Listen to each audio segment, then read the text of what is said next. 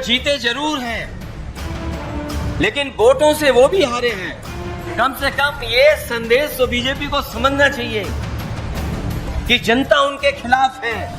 अगर उनके नेता जेल भी चले गए हों, लेकिन आप पार्टी के नेताओं के और कार्यकर्ताओं का मनोबल नीचे नहीं हुआ है।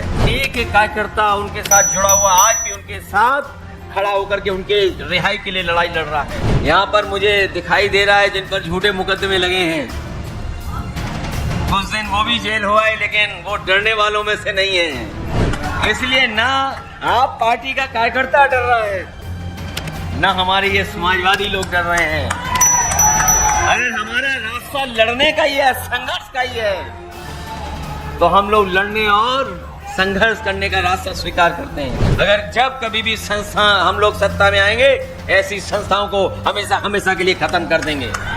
इससे पहले भी हम लोग दिल्ली में मिले थे और उस समय भी हम लोगों ने अरविंद केजरीवाल जी के पक्ष में एक बहुत बड़ी सभा की थी।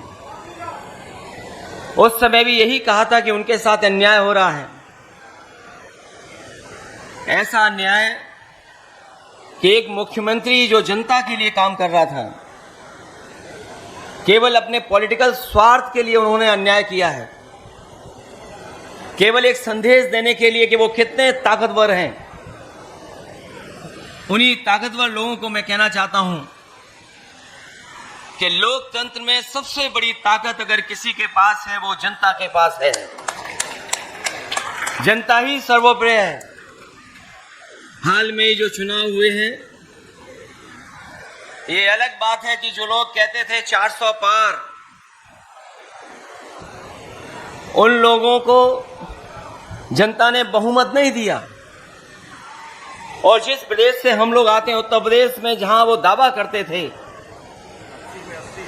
कि 80 में 80 सीटें जीत जाएंगे, लेकिन उत्तर प्रदेश की जनता का मैं धन्यवाद देता हूं, उन्होंने न केवल भारतीय जनता पार्टी को हराया है, बल्कि अपना फैसला समाजवादी पार्टी और इंडिया गठबंधन के पक्ष में देकर के उन्होंने भारतीय जनता पार्टी की बहुमत की सरकार को भी रोकने का काम किया। जहां उनके सांसद हारे हैं, वहीं देश के प्रधानमंत्री जी भी वोटों से हारे हैं। वो जीते जरूर हैं, लेकिन वोटों से वो भी हारे हैं। कहां 5 लाख के लगभग वोट से जीतने वाले थे, या वो लोग दावा कर रहे थे कि 10 लाख वोट से जीतेंगे, लेकिन प्रशासन अगर गिनती इधर उधर वाली जोड़ करके ना करता, तो शायद वो भी 1.5 लाख से नीचे की जीत होती, उनकी उतनी भी जीत नहीं होती। कम से कम ये संदेश तो बीजेपी को समझना चाहिए कि जनता उनके खिलाफ है। और हमें खुशी इस बात की है, आप पार्टी के कार्यकर्ता नेता, अगर उनके नेता जेल भी चले गए हों, लेकिन आप पार्टी के नेताओं के और कार्यकर्ताओं का मनोबल नीचे नहीं हुआ है। मैं उन्हें बधाई देता हूं। वो यहां हमारे साथ नहीं, अरविंद केजरीवाल जी, उनकी पत्नी मंच पर है, लेकिन एक एक कार्यकर्ता उनके साथ जुड़ा हुआ, आज भी उनके साथ खड़ा होकर के उनके रिहाई के लिए लड़ाई लड़ रहा है। जहां ये सरकार एक मुख्यमंत्री को जेल भेज चुकी है, यहां हमारे साथी बैठे हैं, इन्होंने ऐसा अन्याय देखा है, शायद लोकतंत्र में किसी ने भी अन्याय नहीं देखा होगा। और राजनीति में हो सकता है हमारी आपकी विचारधारा में हम कुछ स्वीकार करते हो, आप कुछ स्वीकार करते हो, लेकिन कभी ऐसा नहीं हुआ होगा कि पूरे के पूरे परिवार के साथ अन्याय हो जाए। केवल आदरणीय मोहम्मद आजम खान साहब को नहीं जेल भेजा, उनके परिवार के लोगों को भी, उनके तमाम सहयोगी साथियों को भी। यहां पर मुझे दिखाई दे रहा है जिन पर झूठे मुकदमे लगे हैं, कुछ दिन वो भी जेल हुआ है, लेकिन वो डरने वालों में से नहीं है।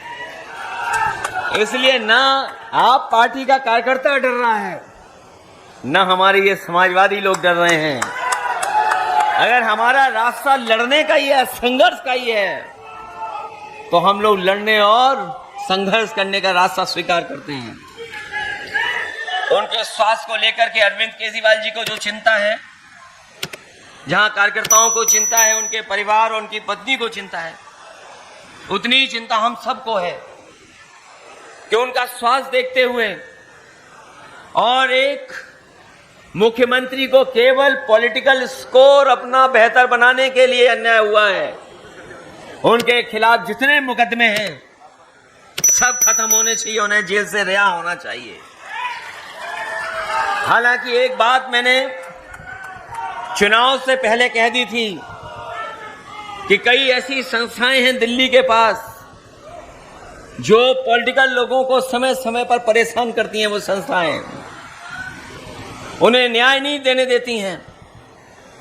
मैंने हालांकि वो कहा था एक सीनियर जर्नलिस्ट से, उन्होंने अखबार में भी छाप दिया था, कई ऐसी संस्थाएं हैं जो जानबूझ करके पॉलिटिकल लोगों को बदनाम करने के लिए, उनको अपमानित करने के लिए, झूठे मुकदमे लगाने के लिए हैं।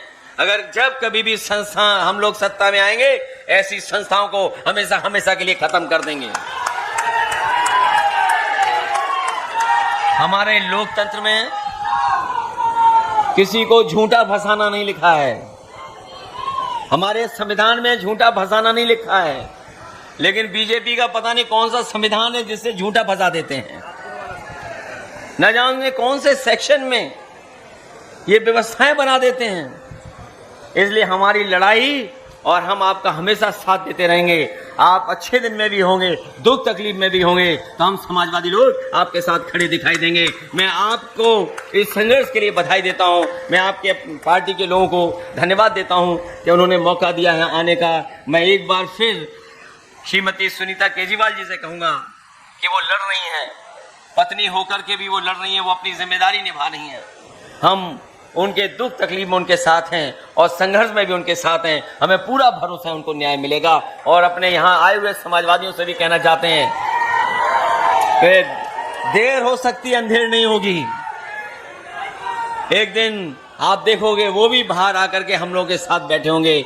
इसी आशा के साथ हमें उम्मीद है कि न्यायालय उन सभी नेताओं को न्याय देगा जिनके ऊपर झूठे मुकदमे लगे हैं, जिन्हें पॉलिटिकल साजिश के तहत फंसाया गया है। मैं इन्हीं शब्दों के साथ मान जी का और संजय जी का और आप पार्टी के सभी नेताओं का बहुत बहुत धन्यवाद और आभार प्रकट करता हूं। इसके प्रायोजक हैं एडवांस कंप्यूटर, निकट इंडियन बैंक, बूढ़नपुर, आजमगढ़। यदि आप अपनी बच्चे को कंप्यूटर की उत्तम शिक्षा देना चाहते हैं तो तुरंत संपर्क करें।